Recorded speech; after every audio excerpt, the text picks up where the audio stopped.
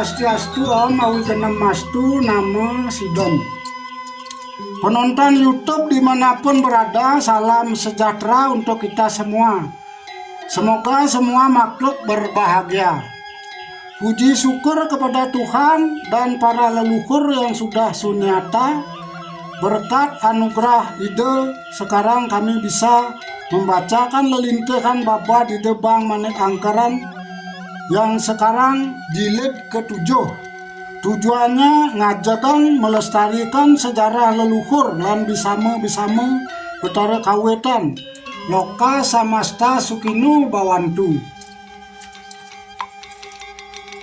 Para raja di Jawa. Dikisahkan juga para raja yang berkuasa di kerajaan Majapahit. Sri Maharaja Kertarajasa Jayawardhana yang menjadi raja pada tahun Masehi 1294 sampai 1309, diganti oleh putranya Maharaja Jayanegara atau Kale Gemat dari tahun Masehi 1309 sampai dengan 1328. Kemudian Bre Kauripan Tribhuwana Tunggadewi menjabat raja pada kurun waktu tahun Masehi 1328-1350. Beliau kemudian digantikan oleh Sri Hayamuruk pada tahun Masehi 1350 sampai 1389. Pada tahun Isaka 1258 atau tahun Masehi 1336, Krian Gajah Mada diangkat menjadi Patih Amengkubumi atau Mahapatih. Kepandaian Krian Gajah Mada dan keperwiraan Sang Mahapatih demikian terkenal sampai kelak di kemudian hari. Ada sumpah Amukti Palapa yang dikumandangkan oleh Krian Mahapatih Gajah Mada pada tahun Masehi 1336 itu.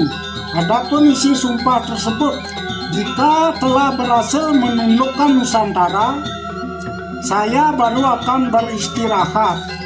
Jika Gurun, Seram, Tanjung Pura, Haru, Pahang, Dompu, Bali, Sunda, Palembang, Tumasek telah tunduk, saya baru beristirahat. Demikian ucapan sumpah beliau ke hadapan Sang Ratu Tribhuwana Tunggadewi. Kemudian ternyata pada tahun Isaka 1265 Bali diserang. Demikian keberadaan ide Sang Mahapatih Gajah Mada. Dalam beda hulu kalah, ide dalam Kresna Kepakesan menjadi raja di Bali. Sekarang kembali diceritakan perihal di Pulau Bali. Dikisahkan di Bali adalah raja bernama Sri Gajah Waktra yang dikatakan sebagai seorang pemberani serta sangat sakti. Disebabkan karena merasa diri sakti, maka keluarlah sifat angkara murkanya. Tidak sekali-kali merasa takut kepada siapapun, walau kepada para dewa sekalipun. Sri Gajah Waktra mempunyai sejumlah pendamping yang semuanya memiliki kesaktian, kebal, serta juga bijaksana, yakni Mahapatih Pasumgrigis bertempat tinggal di Tengkulak, Patih Keboiwa bertempat tinggal di Blabatuh, keturunan Kiai Karangbuncing. Demung Ki Uduk Basur, Temenggung Ki Kale Gemat, Menteri Girik Manu, Ularan berdiam di Den Bukit, Ki Tunjung Tutur di Tianyar, Ki Tunjung Biru berdiam di Tenganan, Ki Buan, Ki Batur, Ki Tamea berdiam di Jemarana, Ki Kopang di Seraya, Ki Kalung Singkal bertempat tinggal di Taro.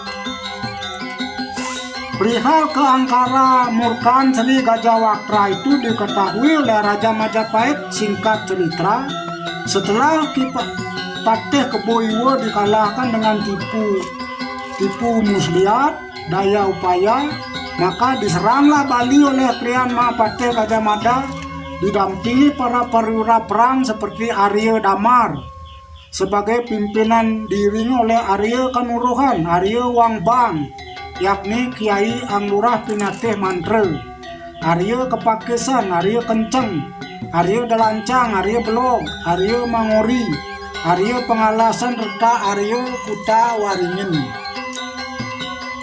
Kemudian diceritakan pada perang yang terjadi tahun 1343 Masehi itu, di Tengkulak kelihatan Raja Tampo Ulung beserta para patihnya yang bernama Kebo Warunya dan I Gudok Basur gugur di medan perang. Namun Ki Pasung Griges, patih utama dalam dahulu, dapat ditawan. Tiada lama kemudian Ki Pasung Griges menyatakan dirinya menyerahkan diri dan berbakti kepada Raja Majapahit. Karena itu diperintahkan untuk mengalahkan Raja Sumbawa yang bernama Dedele Nate. Akhirnya keduanya wafat di dalam perang tanding. Sesudah Raja Bedahulu mangkat, maka Pulau Bali sunyi, tidak memiliki penguasa. Karena itu timbul huru-hara. Sebelum itu Kepatih Gajah Mada sudah memohon putra Idempu Danyang Soma Kepakesan sebagai pendeta guru utama di Kediri yang bernama Ide Sri Kresna Kepakesan untuk diasuh di Majapahit.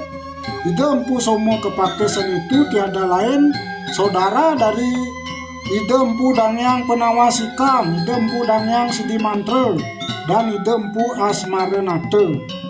Kemudian Ide Kresna Kepakesan mempunyai putra 4 orang, laki-laki 3, perempuan 1. Pada saat di Bali serta daerah lain tidak memiliki penguasa, serta dalam upaya menyelenggarakan kesejahteraan di masing-masing wilayah, maka sesuai dengan perintah Raja Majapahit, Mahapatih Gajah Mada meminta putra Ide Sri Kresna Kepakesan yang sudah dewasa untuk dijadikan penguasa atau dalem. Pada saat itu putra beliau yang sulung bernama Ide Wayan Kepakesan diangkat menjadi penguasa di Blambangan. Ide Made Kepakesan menjadi penguasa di Pasuruan. Ide Nyoman Kepakesan istri dalam Sukanya di Sumbawa, serta yang bungsu Ide Ketut Kresna Kepakesan dijadikan penguasa di Bali oleh Mahapatih Gajah Mada. Ide dalam Ketut Kresna Kepakesan dianugerahi pusaka keris Ki Ganja Dungkul serta berkedudukan sebagai adipati. Ide dalam Ketut Kresna Kepakesan turun dari Jawa, berlabuh di Lebeh, kemudian ke arah timur laut, berkedudukan di Samprangan. Di sanalah beliau membangun puri pada tahun Masehi 1350. Sesudah beliau Ide dalam bertempat tinggal di puri Samprangan, Mahapatih beliau Gusti Nyohaya bertempat tinggal di Nyohaya. Sementara para menterinya seperti Arya Kutawaringin di Klungkung, Arya Kenceng di Tabanan, Arya Belog di Kabe-Kabe, Arya Delancang di Kapal, Arya Balentong di Pacung, Arya Sentong di Carangsari, Arya Kenuruhan di Tangkas, Krian Punte di Mambal, Arya Jerude di Tamukti, Arya Temenggung di Patemon, Arya Demung Wangbang Kediri, yakni Kiai Anglurah Pinatih Mantre di Kertalangu, Arya Suro Wangbang Lasem di Sukahot, Arya Mataram tidak tetap tempat tinggalnya, Arya Melel Cengkrong di Marana, Arya Pemacakan di Bondalem, Arya Gajah Bare dan adiknya Arya Getas di Tianyar.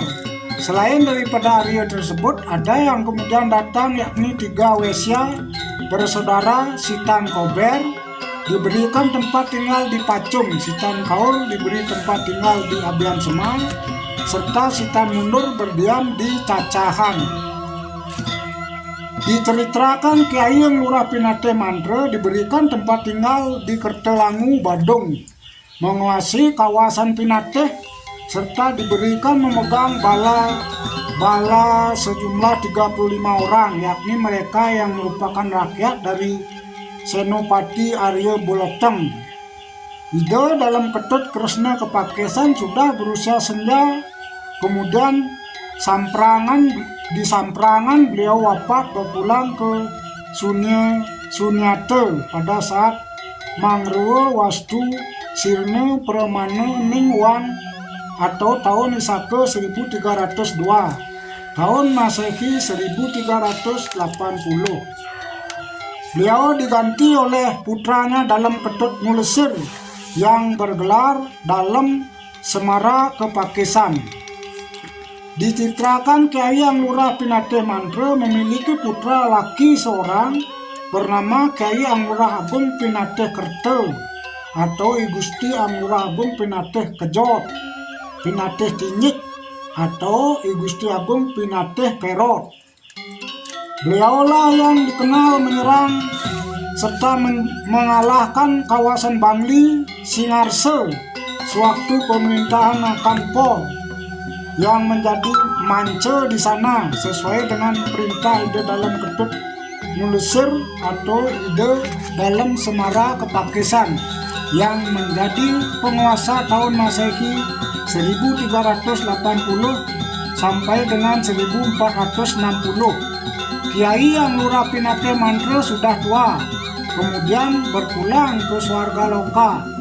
Kyai Anglura Pinate Kerta Kejot berputra laki dari istri pengarap bernama I Gusti Ngura Pinate Resi dan istri putri Iduru Kemon bernama I Gusti Anglura Made Bija, serta putra laki-laki dari Sor bernama I Gusti Gede Tembuku. Diceritakan kemudian Kyai Anglura Made Bija sudah mempunyai putra, namun kakaknya Gusti Ngura Pinate Resi belum beristri. Para putra Gusti Ngura Made Bija bernama Gusti Putu Pang, I Gusti Empu Laga utawi Pulagan, I Gusti Gede Tembuku, I Gusti Nyaman Jumpai, I Gusti Nyaman Bija Pinate, dan I Gusti Ketut Blongkoran. I Gusti Bija Pulagan sesuai perintah Ide dalam Ketut Semara Kepakesan kemudian menjadi mance di kawasan Singarse Bangli sejak tahun Masehi 1453. Anglura Pinate Resi menuntun Ide Ayu Punyawati. Dikisahkan sekarang Ide Bang Penataran, putra Ide Wang Bang Tulus Dewa, bertempat tinggal di Bukcape Besake bersama adik sepupunya yang bernama Ide Bang Kajekao atau Ide Bang Wayabia. Diceritakan Ide Bang Penataran mempunyai seorang putri bernama Ide Ayu Punyawati, cantik tanpa tanding seperti bidadari layaknya, bahkan seperti Sangyang Citarasmin yang menjelma. Banyak para penguasa dan pejabat yang melamar namun tidak diberi. Karena sudah terkenal di seluruh pelosok negeri tentang kerupawanan beliau Ide Ayu Punyawati, maka hal ini didengar juga oleh Kyai Anglura Agung Pinate Resi di Puri Kertalangu, Badung. Kemudian Kyai Anglura Agung Pinate Resi mengirim utusan untuk melamar Ide Ayu Punyawati. Yang ditugaskan untuk melamar Ide Ayu Punyawati adalah adik disertai para keponakan beliau yang bernama Gusti Gede Tembuku, I Gusti Putu Pang, I Gusti Jumpai. Itulah keponakan yang diutus bagaikan bala dewa Kresna dan Arjuna. Demikian kalau diperumpamakan, diiringi oleh bala rakyat yang jumlahnya cukup banyak mengiringkan. Tidak dititrakan di tengah jalan, akhirnya sampailah di Griya Ide Bang Sidemen Penataran, kemudian melakukan pembicaraan perihal lamaran itu diajukan seperti ini.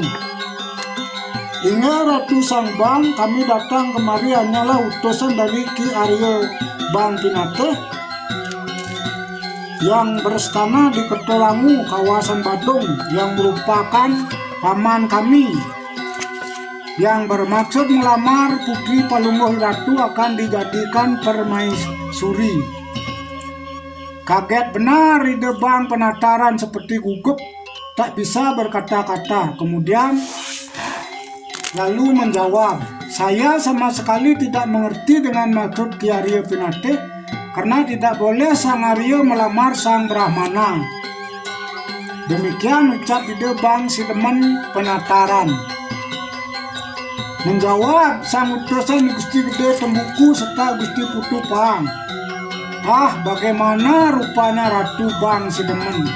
Mungkin tiada ingat dengan nasihat leluhur dahulu. Hama berani melamar putri tuanku Bang Sidemen ke sini karena kawitan hama dahulu sesungguhnya adalah wangsa Brahmana. Sekarang mohon didengar atur hamba agar merasa pasti. Pada saat dahulu ada nasihat dari leluhur hamba yang bernama ide Bang Banyak Wide, bersaudara dengan ide Bang Tulus Dewa serta ide Bang Kaje Kau. Ide Bang Banyak Wide pergi dari Besakeh guna mencari kakeknya ide Sang Pandio Sidi Mantra di Jawa, namun tidak dijumpainya. Kemudian berjumpa dengan ide Empu Sedah dan kemudian belakangan dijadikan menantu oleh Ki Arya Buleteng.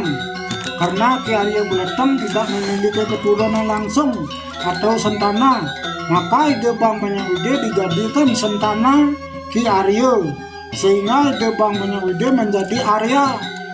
Ide Bang Banyak Wide itu merupakan leluhur kami yang menurunkan Ki Arya Pinate Resi. Demikian halnya dahulu. Nah sekarang ini bagaimana Sang Bang Sidemen?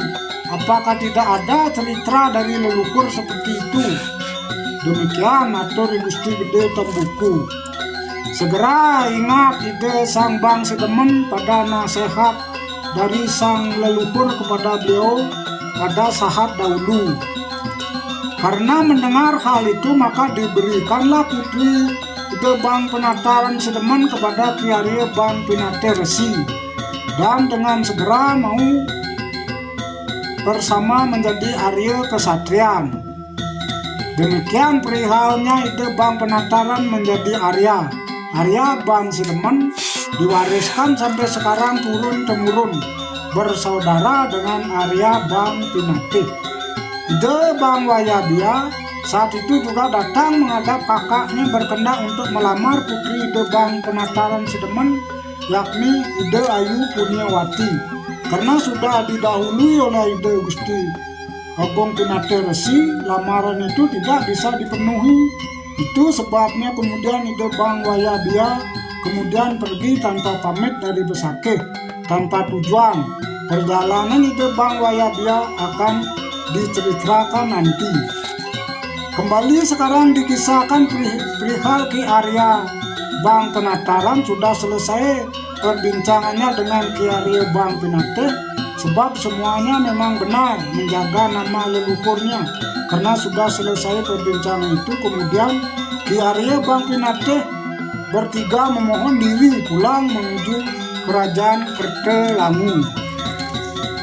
Sesudah selesai pembicaraan mengenai hari baik berkenan dengan rencana pernikahan itu, kemudian diselenggarakanlah upacara pawiwahan itu seraya mengundang semua penguasa serta rakyat dan warga.